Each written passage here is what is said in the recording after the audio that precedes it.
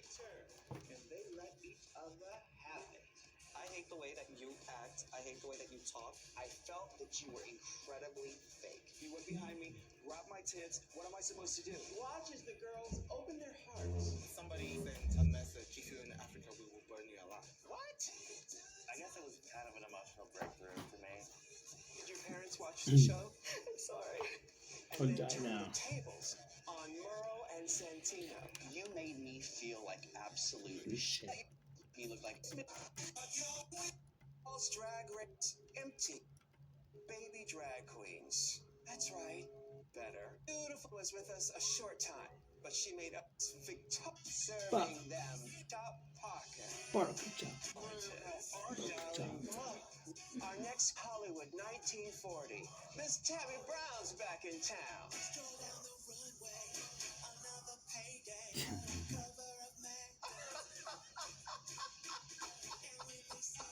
Tammy, darling. You look fantastic. Have a seat. You love to hate her, or hated to love her. Welcome, Akasha. Cover girl, put the bass in your walk. Head to toe, let your whole body talk. Okay. Hi, baby. Great to see you. Our next queen brought her cha-cha heels and danced her way into our hearts. Welcome back, Jade. Walk. Now walk. Walk. Now walk. Ooh. Walk. Hi, Mama. Hi, doll. How are you? Great to see you. Go ahead, have a seat.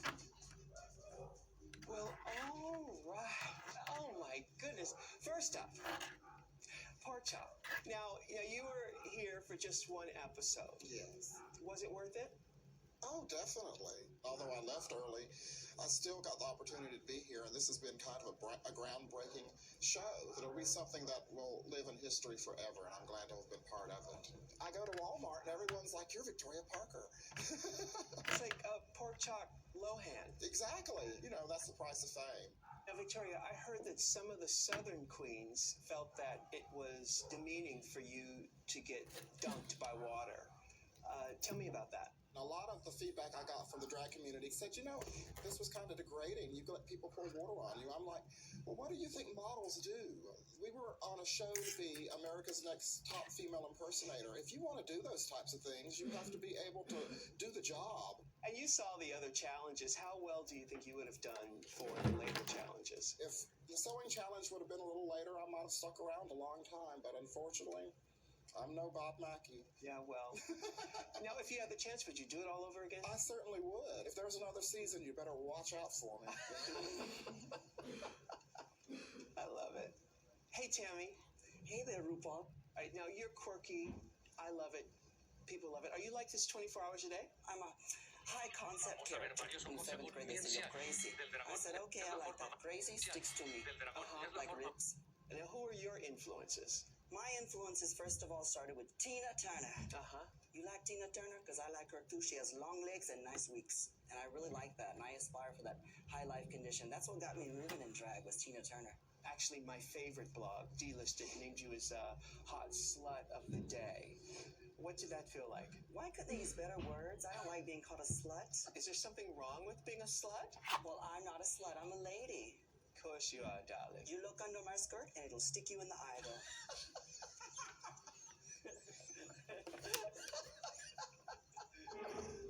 Tammy, you are just so lovely and unique, and you will be remembered forever and ever. Akasha. Did you borrow that dress from Monica Lewinsky? No. There's a little bit of stain right there. It's oil sheen. It's Afro sheen. Yes. I had to make sure my hair was looking good. Now, none of you girls were immune from Hurricane Akasha. Let's take a look. Tammy, a lot of people overdraw their lips. Hers make her look like retarded. Pork chop looks like a football field. Maybe the makeup just gave us Tammy your face. Oh my goodness. What's it like being considered the bitch of the show? Yeah, I said everything that's there, and it's funny. I think it's appalling and it hurts my feelings. Does it? Yeah. Do you think you come off sometimes kind of harsh? I do. Sometimes I do. There was an anger that emanates from you. Where do you think that anger comes from? I honestly guess I could say it boils down to my background with family. One of my friends said that I don't let anyone close because I'm afraid to get hurt. Right. Because I don't talk to my family. Why is that? Well, I got kicked out when I was 17, and I never really looked back. It's like, if you're not going to accept me for who I am, then I'm better off without you. But your grandmother has seen the show? Yes. My grandma was like, oh, you could really work in some stilettos. And then I'm sitting here thinking, like, what did I do on that episode? What did I do? And I'm walking across the street with my butt hanging out. And stuff. And I'm like, wow. And this is her first time seeing you in drag, your grandmother. Because I honestly never really told them, like, yeah, they can know that I'm gay, but I never wanted to push that extreme onto them. It was kind of my way of, like, almost making money without having to do anything illegal. Like, when I was, like, staying at friends' houses or whatever. So I didn't have nowhere to go. It didn't make me a stronger person, even though it had the wall of anger. I mean, it helped me become the performer that I am now, and the person I am. Like, I would do anything for anyone if I could help, because I've been down and out and I haven't had anything, so I know how it is. So there was hostility, but there was a softer side to you that was shown on the show. Let's take a look. Now sashay away. And I don't know why I'm crying. I have not cried in like 4 years. Sappy movies don't make me cry. I'm not very emotional, yet I'm crying now. What's it like to see that? I guess it was kind of an emotional breakthrough for me, since I am so hard-shelled and wall of anger. What were you crying about? The experience, meeting everyone, meeting you, just making something out of myself after what I've been through. And I don't want to do it again. Like, the emotions are there. I'm not heartless. Thank you, Akasha. Wow. That was interesting. All right, Jade, you are a creature of great beauty and talent. But I have to admit, when I see you, I think of one thing. Let's take a look. Jade, there's still a lot of stakes on this motherfucking plane. Your look is gorgeous. I was just a little bit worried about your top there. It's interesting to see such a beautiful woman with such a huge cock. All right, Jade, so I have to ask the question that everyone wants to know. How big is it? No, just kidding, just kidding. Not really, how big is it? Just show me with your fingers, you don't have to just mouth it. I'll show you later. Show me later. No, we talked about tucking during the judging, and, you know, I mean, it's a legitimate part of being a drag queen. Now, why did it upset you? Obviously, when you're dressed as a woman, you don't want to be, asked questions about your penis. I mean, it's very embarrassing. What was your biggest frustration with the competition? My elimination. I mean, there was a lot of things that went down that nothing was mentioned. When I was with Rebecca, she pulls my hair, scratches my face, and holds my neck and pushes me on the floor. And I'm thinking, okay, this girl's gonna get disqualified for touching me. Tell me about the best thing that happened to you during the competition. And the best thing was meeting, obviously, you and the girls. And I learned so many things from each and every one of these girls. All of them? Oh, well, I mean, are we gonna talk about Rebecca? Because I mean, if we're gonna talk about Rebecca, then let's talk. But I haven't met one person that agrees with me being the one sent home. I second that motion. Well, let's see what Rebecca has to say. This next doll shocked America with her emotional confession. Welcome, Angina. Victim.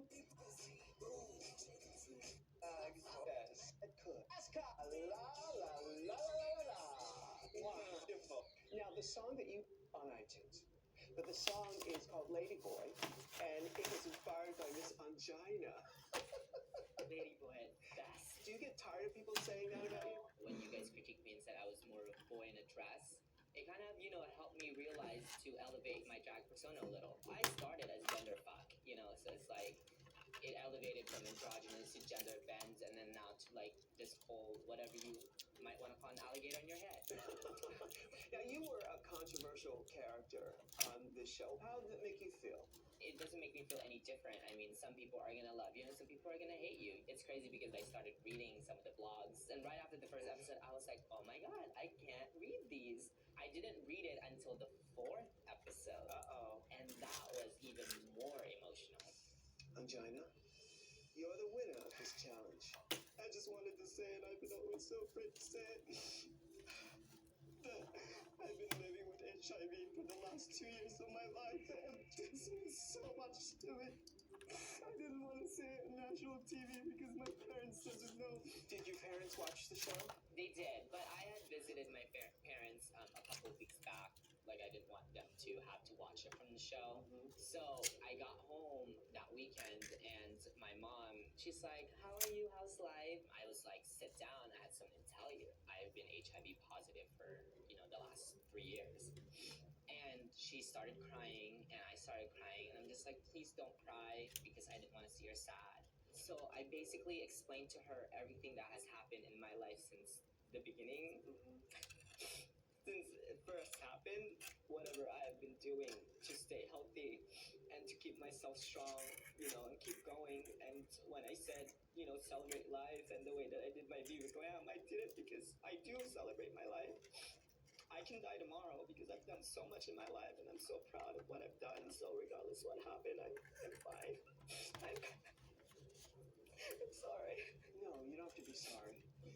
But it was the best conversation I've ever had with my mom. She gave me a kiss on my forehead, and she's like, you're stupid. If there's anybody that you should have told, it would have been me, because I am your biggest support, like, you're my son. I would never let anything happen to you. I love you, Mom. And of course, Angina. Yeah, I mean, they inspire me because they tell me their story, and they tell me that, like, that it inspired them. It's truly amazing because I have not only my family support, my friends, and now my fans, and it's just My great feeling. fans. well, you are a hero, and you do everything with such style and grace. Chanel, my dear, say too much? Let's take a look. I am amazed at myself. In my mind, I've already won. Rebecca, you are the winner of this challenge. Thank you. I should have won that challenge. Jade, I should have won. I should have won this challenge. Nina, and Rebecca. It should have been Nina and myself. Thank you, Chanel. Now sachet away. I already won. What's up? You still think you should have won? The entire competition? Sure. Yes and no. I felt from day one on walking on the set that I was the one person you didn't like. And your critiques to me, they seemed very negative towards me. But Chanel, you're not always going to get praise. But you gave so much praise to a lot of other people. You're here because you are a star, baby, and there's no denying that. But with the competition, there were certain criteria that we wanted to meet. Actually, you felt that Rebecca should have gone home before you went home. Absolutely. Do you still feel that way? Absolutely. I have no jealousy towards you, whatever.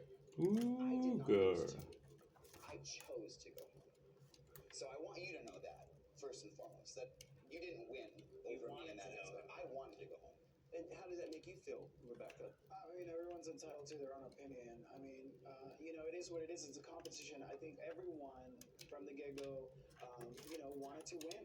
And honestly, there were a couple challenges that you won that I don't care what the fuck anybody says. You should not have won those challenges. Like in the girl fight competition when Rebecca won and I didn't. And there's nothing that you could say that would make me comprehend why I didn't win that See, competition. and I thought I was the definite winner. I would have put you last out of everybody too. Because you chose the girl that was the most feminine. No, wait And a who minute. honestly needed lip gloss and mascara. No. I was given a woman of color who looked nothing like me, and I was able to transform a very masculine image into a very beautiful feminine image. It was like taking Mr. T and turning it into, Donna Darn. Summer or something on the runway. I have to say, when you chose Temple, I thought you were sabotaging yourself. Honestly, She's a beautiful girl, No, though. I honestly, and I've been doing face for a long time, I didn't see it. No disrespect to Temple. Rebecca, a lot of people point point to you as someone who was favored in the show? I think referring to, maybe how the girls felt towards me. I mean, I'm not a $100 bill. Not everyone is going to like me. It's not something, again, that I'm not used to. I do get a lot of, resentment and a little bit of jealousy. There was no jealousy on my part. I don't dislike you because I don't. Nothing to do with your looks. Has nothing to do with your looks. I hate the way that you act. I hate the way that you talk, and I hate the fact that even after what you did to me, you did not have the decency to give me a call and talk about it. I saw the confessional where she said that I scratched her face, and I can guarantee you that that was merely by accident. Pulling my wig was accident. Pushing me on the floor was accident. Jade, honestly, anyone that sees that video can see how you went behind me, grabbed my tits, grabbed my snatch. What am I supposed to do? You know what I mean? I felt threatened. I felt embarrassed. Well, actually, I felt more embarrassed than when they picked on your tuck. Girl, you were ridiculing me. Anyways, did I pull your wig? Did I push you off the stage? I think what happened was that you were getting frustrated that I was kicking your ass under the Jade, you the crossed match. the line. You put your hands on me, sweetie. Right now, I'm glad I left on episode number 2.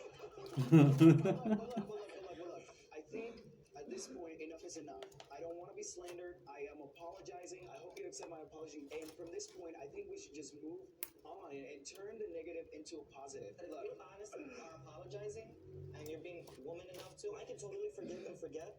But as if I can trust her, no. If I am so horrible and I'm such a bitch, why would I give you my brand new green contacts? So you can say you did. Was telling people. Seriously, horrible people don't go out of their way to be nice to people. After the show finished, and for the last several months, I had a lot of very negative thoughts about you. Ooh, You Chanel. made a comment to me that anybody who has to wear that much, jewelry or costuming or whatever is trying to make up for a lack of talent. Sweetie, let me tell you, I do 39 character illusions. I have headlined in Vegas. I've traveled the United States. I have been there, done that, and I have the t-shirt. However, I believe that you were fed to believe that you were nothing more than a beautiful Barbie doll and that your shit don't stink, and that no matter what you do, you were going to do no wrong. All right, ladies, hold on. Coming up, we'll be joined by Nina Flowers and the next drag superstar. This next queen is a fierce flower. Let's welcome back Miss Nina Loca. Ah, calla, creo que no sé. O sí. Burn, baby, burn. I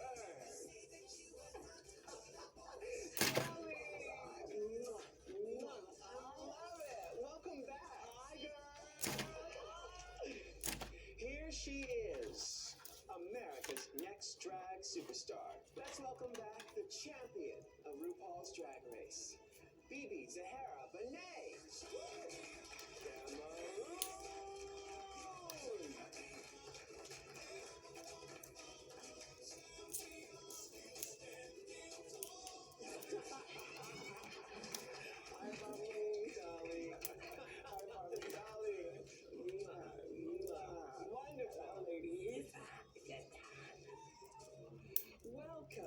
Welcome. Now, of course, the music that you walked out to is Champion, inspired by all of you. My new album available on iTunes. Nina's here, BB's here. Nina, now you didn't win, came very close. How did you handle the judge's decision? Losing to this wonderful human being, a great performer, it was an honor. I know that she put 110% during the whole race. I knew the title was going to be carry on with dignity. What was going through your mind when you were standing on that stage with BB? I was very nervous. It never crossed my mind that it was going to be just down to the bottom 2 girls to perform. Well, you weren't in the bottom 2, you were in the top 2. So, that's right. Unless you're trying to tell us something. No, no, not at all. I made top 2. You're right. What's the most difficult challenge for you? Oh my God, that challenge, that opera challenge. Yeah. Oh my God, with the HI. With the HI. You have HIV? No. That was terrible, but that was really fun. What about the reaction when you got back home and people talked about your performance on the show? Well, actually, everybody back home in the city where I live in Denver, they thought I was going to win the competition. because we had parties at the club where I work at. I would always talk on the microphone and I would always say, "Who do you think is gonna win?" and all that. So What about Puerto Rico? Does it show there? yes, everybody's watching the show there. They're having a drag competition at a bar there, and they're adding a category that is going to be the lookalike of Nina Flowers, Wow. which is very exciting. What a great honor. They're so proud of me. I'm sorry that Nina didn't win, but she is our queen always. But there's, of course, BB. Hey, BB, honey. How's it feel to be the champion? It's still unreal. I can't even believe that it finally happened because growing up was just like a dream to be able to overcome everything I went through and to prove to myself, most importantly, that I could be whatever I decided I want to be. Now, how old were you when you knew that you were coming to this country? About 21. And then when did you start doing drag? At the airport. As soon as I landed.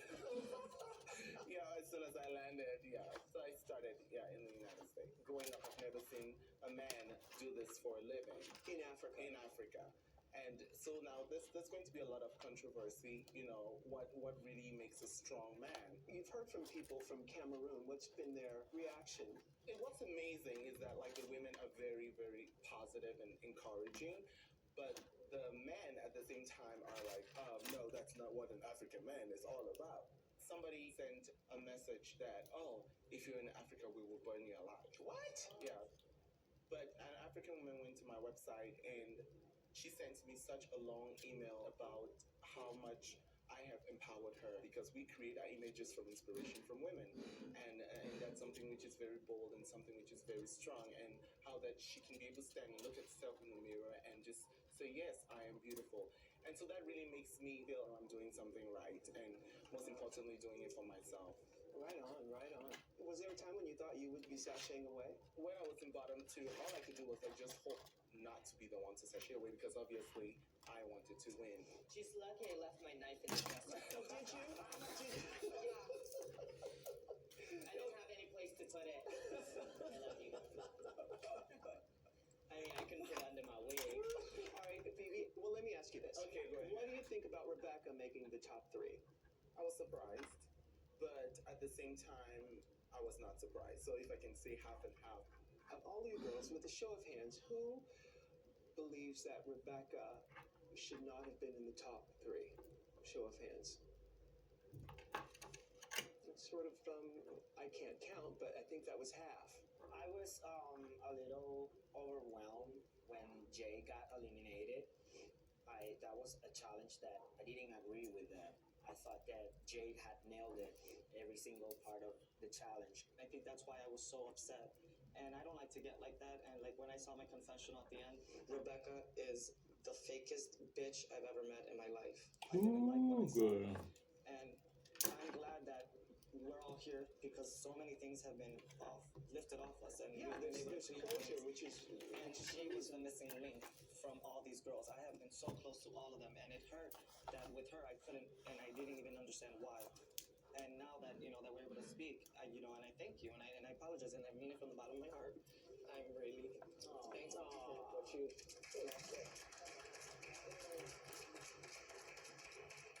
Gorgeous. Okay, ladies, we asked viewers to go to RuPaulsDragRace.com with their questions for you. And honey, my box was stuffed.